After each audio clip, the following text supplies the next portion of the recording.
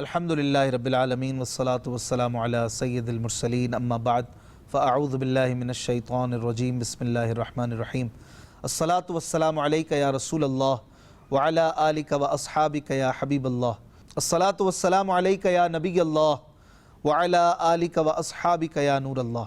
Welcome back, ایک بار پھر آپ کو خوش آمدید کہتے ہیں۔ پروگرام ہے قرآن پاک ترجمہ و تفسیر کے ساتھ۔ الحمدللہ اس پروگرام کے ذریعے قرآن پاک کی پیاری پیاری باتیں، پیاری پیاری آیتیں، پیارے پیارے مضامین اور تفسیر کے مدنی پھول سننے، پڑھنے، سمجھنے کی سعادت ہم حاصل کر رہے ہیں۔ دعوت اسلامی کے مکتبۃ المدینہ کی شائع کردہ تفسیر صراط الجنان سے روشنی ہم لیتے ہیں، اور پچھلے پروگرام تک سورہ بقرہ آیت نمبر 153 تک سننے اور سمجھنے کی ہم نے سعادت حاصل کی تھی۔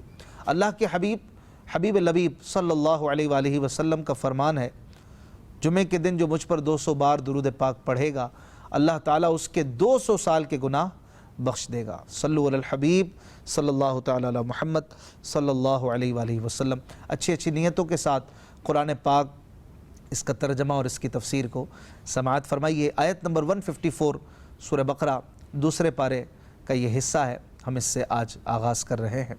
اللہ کریم ارشاد فرماتا ہے، اعوذ باللہ من الشیطان الرجیم بسم اللہ الرحمن الرحیم وَلَا تَقُولُوا لِمَن يُقْتَلُ فِي سَبِيلِ اللَّهِ أَمْوَاتٌ بَلْ أَحْيَاءٌ وَلَكِنْ لَا تَشْعُرُونَ۔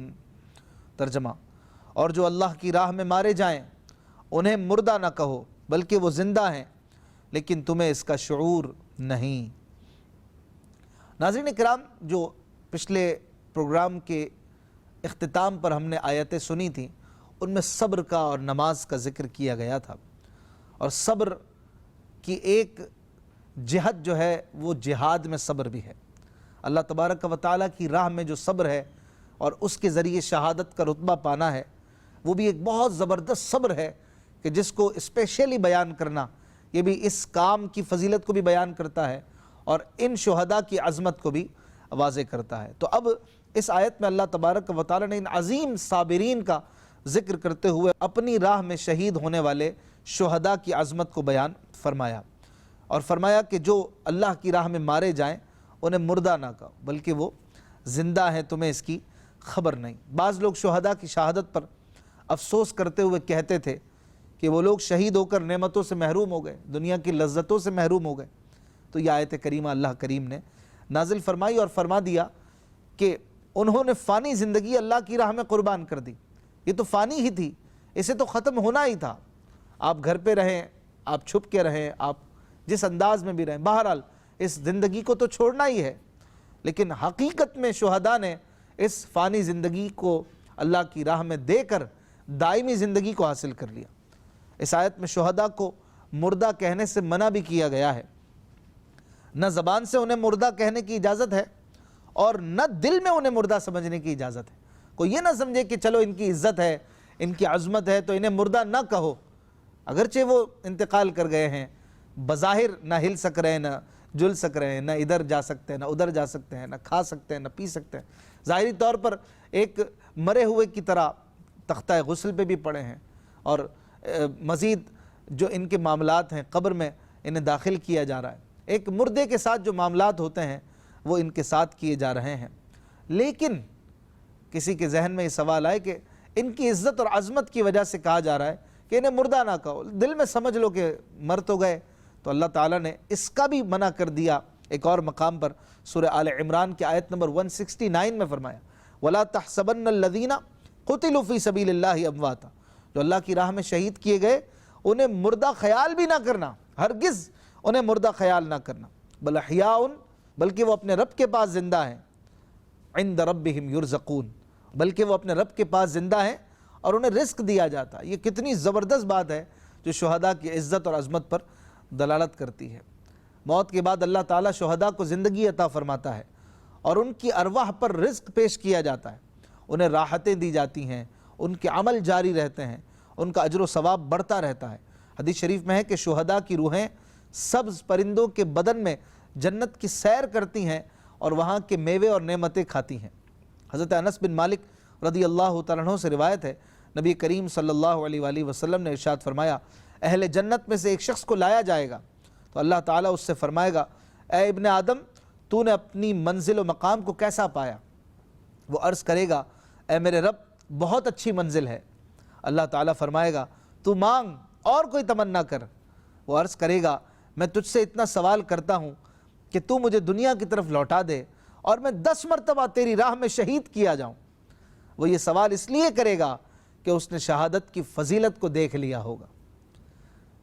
یہ بھی یاد رہے کہ شہید وہ مسلمان ہے جو مکلف ہو، طاہر ہو، جو تیز ہتھیار سے ظلماً مارا گیا اور اس کے قتل سے مال بھی واجب نہ ہوا ہو، یا مارکہ جنگ میں مردہ یا زخمی پایا گیا اور اس نے کچھ آسائش نہ پائی، اس پر دنیا میں یہ احکام ہے کہ نہ اس کو غسل دیا جائے نہ کفن، اسے اس کے کپڑوں میں ہی رکھا جائے، اسی طرح اس پر نماز پڑھی جائے اور اسی حالت میں انہیں دفن کر دیا جائے۔ بعض شہداء وہ ہیں کہ ان پر دنیا کے یہ احکام تو جاری نہیں ہوتے، لیکن آخرت میں ان کے لیے شہادت کا درجہ ہے، جیسے ڈوب کر یا جل کر یا دیوار کے نیچے دب کر مرنے والا، طلب علم اور سفر حج غرض راہ خدا میں مرنے والا، یہ سب شہید ہیں۔ حدیثوں میں ایسے شہداء کی تعداد 40 سے زائد ہے۔ مکمل تفصیل کے لیے بہار شریعت کے 4تھے حصے میں آپ اسے پڑھ سکتے ہیں۔ مزید اللہ پاک نے آیت نمبر 154 سورہ بقرہ میں فرمایا کہ وَلَكِنْ لَا تَشْعُرُونَ، وہ تو زندہ ہیں، تمہیں اس کا شعور نہیں۔ یعنی یہ بات تو قطعی ہے کہ شہداء زندہ ہیں اور زندہ ہیں، لیکن ان کی حیات کیسی ہے، ان کی زندگی کیسی ہے، یہ ہم سمجھ نہیں سکتے، یہ ہم اس کو امیجن نہیں کر سکتے، اس کو فیل نہیں کر سکتے، اس کا ہمیں شعور ہی نہیں۔ اس لیے ان پر شرعی احکام عام میت کی طرح ہی جاری ہوں گے، جیسے قبر، دفن، تقسیم میراث، ان کی بیویوں کا عدت گزارنا، عدت کے بعد کسی دوسرے سے نکاح کر سکنا وغیرہ بھی اس میں آ جاتا ہے۔ آگے اللہ تبارک و تعالی ارشاد فرماتا ہے، وَلَنَبْلُوَنَّكُمْ بِشَيْءٍ مِّنَ الْخَوْفِ وَالْجُوعِ وَنَقْصٍ مِّنَ الْأَمْوَالِ وَالْأَنفُسِ وَالثَّمَرَاتِ وَبَشِّرِ الصَّابِرِينَ۔ ترجمہ، اور ہم ضرور تمہیں کچھ ڈر اور بھوک سے اور کچھ مالوں اور جانوں اور پھلوں کی کمی سے آزمائیں گے، اور صبر کرنے والوں کو خوشخبری سنا دو۔ ناظرین کرام، آزمائش سے فرما بردار اور نافرمان کے حال کا ظاہر کرنا مراد ہے۔ امام شافعی رحمۃ اللہ تعالی کے بقول خوف سے اللہ کا ڈر، بھوک سے رمضان کے روزے، مالوں کی کمی سے زکوٰۃ و صدقات دینا، جانوں کی کمی سے امراض کے ذریعے اموات کا پھیل جانا، پھلوں کی کمی سے اولاد کی موت مراد ہے، کیونکہ اولاد دل کا پھل ہوتی ہے۔ جیسا کہ حدیث شریف میں ہے، سرکار دو عالم صلی اللہ علیہ وآلہ وسلم نے ارشاد فرمایا، جب کسی بندے کا بچہ مرتا ہے تو اللہ تعالیٰ فرشتوں سے فرماتا ہے، تم نے میرے بندے کے بچے کی روح قبض کی؟ وہ عرض کرتے ہیں کہ ہاں یا رب۔ پھر فرماتا ہے، تم نے اس کے دل کا پھل لے لیا؟ وہ عرض کرتے ہیں ہاں یا رب۔ اللہ عز و جل فرماتا ہے، اس پر میرے بندے نے کیا کہا؟ فرشتے عرض کرتے ہیں، اس نے تیری حمد کی اور انا للہ و انا الیہ راجعون پڑھا۔ اللہ تعالیٰ فرماتا ہے، اس کے لیے جنت میں ایک مکان بناؤ اور اس کا نام بیت الحمد رکھو۔ یاد رہے کہ زندگی میں قدم قدم پر آزمائشیں ہیں۔ اللہ تعالیٰ اپنے بندوں کو کبھی مرض سے، کبھی جان و مال کی کمی سے، کبھی دشمن کے خوف سے، کبھی کسی نقصان سے، کبھی آفات و بلیات سے، اور کبھی نت نئے فتنوں سے آزماتا ہے۔ اور راہ دین اور تبلیغ دین تو خصوصاً وہ راستہ ہے کہ جس میں قدم قدم پر آزمائشیں ہیں۔ اسی سے فرما بردار اور نافرمان، محبت میں سچے اور محبت کے صرف دعوے کرنے والوں کے درمیان فرق ہوتا ہے۔ حضرت نوح علیہ السلام پر اکثر قوم کا ایمان نہ لانا، حضرت ابراہیم علیہ السلام کا آگ میں ڈالا جانا، فرزند کو قربان کرنا، ایوب علیہ السلام کو بیماری میں مبتلا کیا جانا، ان کی اولاد اور اموال کو ختم کر دیا جانا، موسیٰ علیہ السلام کا مصر سے مدین جانا، مصر سے ہجرت کرنا، حضرت عیسیٰ علیہ السلام کا ستایا جانا، اور انبیاء اکرام علیہ السلام کا شہید کیا جانا، یہ سب آزمائشوں اور صبر ہی کی مثالیں ہیں۔ اور ان مقدس ہستیوں کی آزمائشیں اور صبر ہر مسلمان کے لیے ایک نمونے کی حیثیت رکھتی ہیں۔ لہٰذا ہر مسلمان کو چاہیے کہ اسے جب بھی کوئی مصیبت آئے اور وہ کسی تکلیف یا اذیت میں مبتلا ہو تو صبر کرے اور اللہ تعالیٰ کی رضا پر راضی رہے اور بے صبری کا مظاہرہ نہ کرے۔ صدر الشریعہ مفتی امجد علی اعظمی رحمۃ اللہ تعالی علیہ فرماتے ہیں، بہت موٹی سی بات ہے جو ہر شخص جانتا ہے کہ کوئی کتنا ہی غافل ہو مگر جب اسے کوئی تکلیف پہنچتی ہے یا وہ کسی مصیبت اور مرض میں مبتلا ہوتا ہے تو کس قدر خدا کو یاد کرتا اور توبہ و استغفار کرتا ہے۔ اور یہ تو بڑے رتبے والوں کی شان ہے کہ وہ تکلیف کا بھی اسی طرح استقبال کرتے ہیں جیسے راحت کا استقبال کرتے ہیں، مگر ہم جیسے کم سے کم اتنا تو کریں کہ جب کوئی مصیبت یا تکلیف آئے تو صبر سے کام لیں اور رونا پیٹنا کرتے ہوئے اپنے آنے والے ثواب سے ہاتھ نہ دھو بیٹھیں۔ اور اتنا تو ہر شخص جانتا ہے کہ بے صبری سے آئی ہوئی مصیبت جاتی نہ رہے گی، پھر اس بڑے ثواب سے جو احادیث میں قرآن میں بیان کیا گیا اس سے محرومی ایک اور مصیبت ہے۔ اور کثیر احادیث میں مسلمان پر مصیبت آنے کا جو ثواب بیان کیا گیا ہے ان میں سے چند احادیث آپ ملاحظہ فرمائیں۔ چنانچہ حضرت ابو ہریرہ رضی اللہ تعالیٰ عنہ سے روایت ہے کہ رسول کریم صلی اللہ علیہ وآلہ وسلم نے ارشاد فرمایا، اللہ تعالیٰ جس کے ساتھ بھلائی کا ارادہ فرماتا ہے تو اسے تکالیف میں مبتلا کرتا ہے۔ حضرت ابو سعید خدری اور حضرت ابو ہریرہ رضی اللہ عنہما سے مروی ہے، حضور اقدس صلی اللہ علیہ وآلہ وسلم نے ارشاد فرمایا، مسلمان کو جو تکلیف، رنج، ملال اور اذیت و غم پہنچے، یہاں تک کہ اس کے پیر میں کوئی کانٹا ہی چبھے، تو اللہ تعالیٰ ان کے سبب اس کے گناہ مٹا دیتا ہے۔ حضرت ابو ہریرہ رضی اللہ تعالیٰ عنہ سے روایت ہے، رسول اللہ صلی اللہ علیہ وآلہ وسلم نے ارشاد فرمایا، مسلمان مرد و عورت کے جان و مال اور اولاد میں ہمیشہ مصیبت رہتی ہے، یہاں تک کہ وہ اللہ تعالیٰ سے اس حال میں ملتا ہے کہ اس پر کوئی گناہ نہیں ہوتا۔ حضرت جابر رضی اللہ تعالیٰ عنہ سے روایت ہے، حضور پرنور صلی اللہ علیہ وآلہ وسلم نے ارشاد فرمایا، قیامت کے دن جب مصیبت زدہ لوگوں کو ثواب دیا جائے گا تو آرام اور سکون والے تمنا کریں گے کہ کاش دنیا میں ان کی کھالیں قینچیوں سے کاٹ دی گئی ہوتی، یعنی اتنی بڑی تکلیفیں وہ اٹھانے کے لیے پھر اس وقت ذہنی طور پر تیار ہو جاتے کہ اتنا بڑا پھل، اتنا بڑا آخرت میں ثواب مل رہا ہے، کاش دنیا میں ہمیں کینچیوں سے ہی کاٹ دیا گیا ہوتا تو بھی ہم اس ثواب کے بدلے میں برداشت کر لیتے۔ آج اگر کوئی دنیا میں تکلیف میں ہے تو اسے چاہیے کہ وہ صبر کرے۔ صبر جو ہے وہ خزانہ فردوس ہے، اور صبر جو ہے وہ ہمارے نبی صلی اللہ علیہ وآلہ وسلم کا انداز ہے، آپ کی سیرت کا خاص حصہ ہے، اور ہمارے اسلاف، ہمارے بزرگان دین نے زندگی بھر صبر کیے اور اللہ کی راہ میں دیگر دنیاوی معاملات میں صبر کے ساتھ اپنی گزر بسر کی، اور صبر کرنے والے اللہ تبارک و تعالیٰ ان کے ساتھ ہے۔ یہ کتنی بڑی فضیلت ہے، ان اللہ مع الصابرین، اللہ تعالیٰ صبر کرنے والوں کے ساتھ ہے۔ اور پھر مزید صبر کرنے والوں کی ایک اور علامت، ایک اور نشانی اور ایک اور وصف کو بیان کیا جا رہا ہے۔ آیت نمبر 156 میں اللہ فرماتا ہے، الذین اذا اصابتهم مصیبت قالوا انا للہ وانا الیہ راجعون۔ ترجمہ، وہ لوگ کہ جب ان پر کوئی مصیبت آتی ہے تو کہتے ہیں ہم اللہ ہی کے ہیں اور ہم اسی کی طرف لوٹنے والے ہیں۔ ناظرین اکرام، اس آیت سے پہلی آیت میں مصیبتوں پر صبر کرنے والوں کو جنت کی بشارت دی گئی، اور اب جو آیت ہے اس میں فرمایا جا رہا ہے کہ صبر کرنے والے وہ لوگ ہیں کہ جب ان پر کوئی مصیبت آتی ہے تو کہتے ہیں کہ ہم اللہ ہی کے مملوک ہیں، اسی کے بندے ہیں، اسی کی ملک میں ہیں، اور وہ ہمارے ساتھ جو چاہے کرے۔ جس کی جو ملک ہے وہ نارملی اپنی چیز کے ساتھ جو چاہے کرے، دوسرا اس سے پوچھتا نہیں ہے۔ تو جب ہم اللہ کی ملک ہیں اور اگر اللہ تبارک و تعالی ہم پر کوئی آزمائش ڈال دے تو نیک بندوں کی یہ سوچ ہوتی ہے کہ ہم تو اسی کے مال ہیں، ہم تو اسی کے ہیں، وہ جو چاہے ہمارے ساتھ کرے، اور ہمیں لوٹ کر بھی آخرت میں اسی کے پاس جانا ہے۔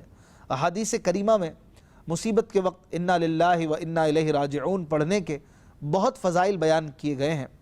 چنانچہ ام المومنین حضرت ام سلمہ رضی اللہ تعالیٰ عنہ فرماتی ہیں، میں نے سید المرسلین صلی اللہ علیہ وآلہ وسلم کو یہ فرماتے ہوئے سنا کہ جس مسلمان پر کوئی مصیبت آئے اور وہ اللہ تعالیٰ کے حکم کے مطابق انا للہ وَإِنَّا إِلَيْهِ راجعون پڑھے اور یہ دعا کرے اللہم اجرنی فی مصیبتی وَأَخْلِفْ لِي خَيْرًا مِّنْهَا، اے اللہ میری اس مصیبت پر مجھے اجر عطا فرما اور مجھے اس کا بہتر بدل عطا فرما، تو اللہ تعالیٰ اس کو اس سے بہتر بدل عطا فرمائے گا۔ حضرت ام سلمہ رضی اللہ تعالیٰ عنہ فرماتی ہیں جب حضرت ابو سلمہ رضی اللہ تعالیٰ عنہ فوت ہو گئے تو میں نے سوچا کہ مسلمانوں میں حضرت ابو سلمہ رضی اللہ تعالیٰ عنہ سے بہتر کون ہوگا؟ وہ تو پہلے گھر والے ہیں جنہوں نے حضور علیہ السلام کی طرف ہجرت کی۔ بہرحال میں نے یہ دعا پڑھ لی، چنانچہ اللہ تعالیٰ نے ان کے بدلے مجھے رسول اللہ صلی اللہ علیہ وآلہ وسلم عطا فرما دیے، جو کہ حضرت ابو سلمہ رضی اللہ تعالیٰ عنہ سے بہت بہتر تھے۔ حضرت امام حسین بن علی رضی اللہ تعالیٰ عنہ سے روایت ہے، حضور پرنور صلی اللہ علیہ وآلہ وسلم نے ارشاد فرمایا، جس مسلمان مرد یا عورت پر کوئی مصیبت پہنچی اور وہ اسے یاد کر کے انا للہ و انا الیہ راجعون کہے، اگرچہ مصیبت کا زمانہ دراز ہو گیا ہو، مصیبت کسی اور زمانے میں کسی اور وقت میں آئی ہو، لیکن بعد میں کبھی اس کو یاد کر کے بندہ انا للہ و انا الیہ راجعون پڑھ لے تو اللہ تعالیٰ اس پر نیا ثواب عطا فرماتا ہے اور ویسا ہی ثواب دیتا ہے جیسا اس دن دیا تھا جس دن مصیبت آئی تھی۔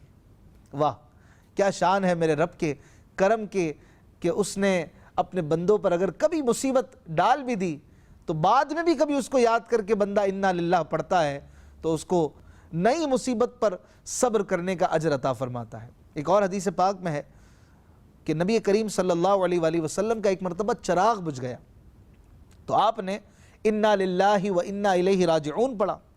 عرض کی گئی کیا یہ بھی مصیبت ہے؟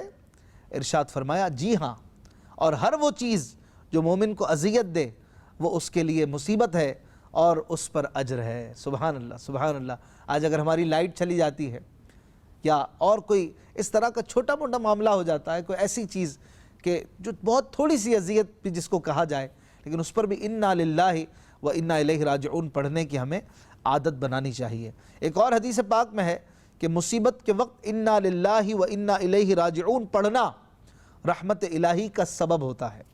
حضرت عبداللہ بن عباس رضی اللہ تعالیٰ عنہما سے روایت ہے، نبی کریم صلی اللہ علیہ وآلہ وسلم نے ارشاد فرمایا، میری امت کو ایک ایسی چیز دی گئی ہے جو پہلی امتوں میں سے کسی کو نہیں دی گئی، وہ چیز مصیبت کے وقت انا للہ و انا الیہ راجعون پڑھنا ہے۔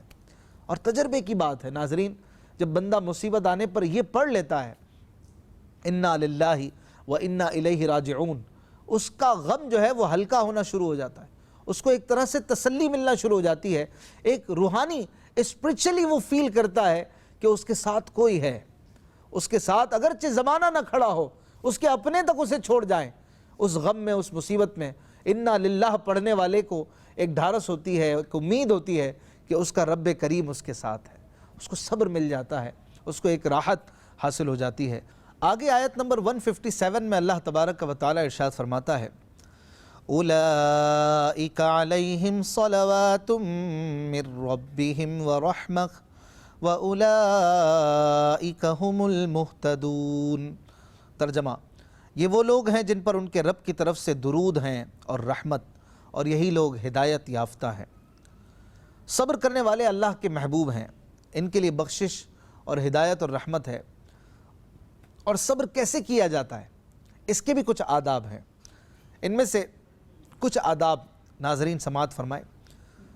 جب مصیبت پہنچے تو اسی وقت صبر اور استقلال سے کام لیا جائے، جیسا کہ سیدنا انس بن مالک رضی اللہ تعالیٰ عنہ سے روایت ہے، حضور اقدس صلی اللہ علیہ وآلہ وسلم نے ارشاد فرمایا، صبر صدمے کی ابتدا میں ہوتا ہے۔ ایک اور ادب یہ ہے کہ مصیبت کے وقت انا للہ و انا الیہ راجعون پڑھا جائے، جیسا کہ حضرت ام سلمہ رضی اللہ تعالیٰ عنہ کا عمل بیان کیا گیا کہ آپ نے اپنے شوہر کے انتقال پر یہی پڑھا۔ ایک اور ادب یہ ہے کہ مصیبت آنے پر زبان اور دیگر اعضاء سے کوئی ایسا کلام، کوئی ایسی بات یا کوئی ایسا کام نہ کیا جائے جو شریعت کے خلاف ہو، جیسے زبان سے اللہ کی بارگاہ میں شکوہ، شکایت کے کلمات بولنا، سینہ پیٹنا، گریبان پھاڑ لینا وغیرہ، اس سے بچا جائے۔ اور صبر کی بہترین صورت یہ ہے کہ مصیبت زدہ پر صبر کے آثار ظاہر نہ ہو، جیسا کہ صحیح مسلم میں ہے، حضرت انس بن مالک رضی اللہ تعالیٰ عنہ فرماتے ہیں کہ ام سلیم رضی اللہ عنہا کے بطن سے حضرت ابو طلحہ کا ایک لڑکا فوت ہو گیا۔ ام سلیم نے اپنے گھر والوں سے کہا کہ ابو طلحہ کو ان کے بیٹے کی انتقال کی خبر اس وقت تک نہ دینا جب تک میں خود انہیں نہ بتا دوں۔ جب حضرت ابو طلحہ آئے تو ام سلیم نے انہیں شام کا کھانا پیش کیا، انہوں نے کھانا کھایا، پانی پیا۔ ان تمام معاملات سے فارغ ہونے کے بعد حضرت ام سلیم نے حضرت ابو طلحہ سے کہا کہ یہ بتائیں، اگر کچھ لوگ کسی کو عاریت کے طور پر کوئی چیز دیں پھر وہ اپنی چیز واپس لے لیں تو کیا وہ ان کو منع کر سکتے ہیں جن کے پاس چیز رکھوائی گئی ہو؟ ابو طلحہ نے کہا کہ نہیں۔ تو ام سلیم نے، جو آپ کی زوجہ تھیں، انہوں نے کہا کہ تو پھر آپ اپنے بیٹے کے متعلق یہی گمان کر لیں کہ وہ ہمارے پاس اللہ کی امانت تھا اور اللہ تبارک و تعالی نے اسے واپس لے لیا اور اس کا انتقال ہو گیا۔ سبحان اللہ، کیا صبر تھا اور کیا زبردست سوچ تھی ان حضرات کی۔ اللہ تبارک و تعالی ہمیں بھی ان حضرات جیسی سوچ عطا فرمائے اور صبر کرنے والا اور صبر پر اجر حاصل کرنے والا بندہ بنائے۔ زندگی رہی تو انشاءاللہ آیت نمبر 158 سے اگلے پروگرام میں درس سنیں گے۔ اپنا خیال رکھیے گا۔ السلام علیکم ورحمۃ اللہ وبرکاتہ۔